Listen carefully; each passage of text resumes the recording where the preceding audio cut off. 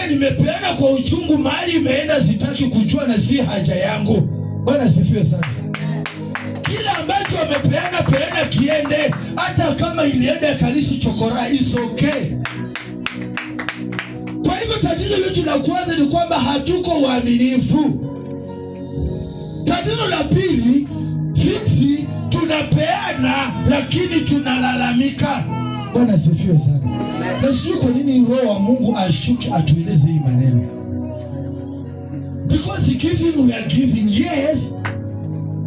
Lakini ukiniona na socks mzuri, hiyo socks ni ile pesa nilitoa juzi.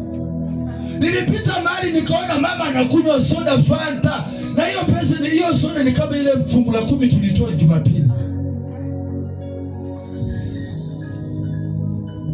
Wacha niwaambie kitu kimoja. It's like unajilani wewe mwenyewe. Bwana sifiwe sana. Amen. Mimi hata nikipelekea mama yangu pesa nyumbani, sitaka kujua amefanyia nini. Chenye ameona afanya akitaka agawe shauri yake. Kwa hivyo Biblia inasema kitabu cha Luka 6:38, vile unavyopeana ukilalamika, vile unavyopeana vibaya hivyo, the same measurement you gave, it is the same measurement that will come back to you. Bwana sifiwe sana. Na ndio maana nimeuliza, why are we poor?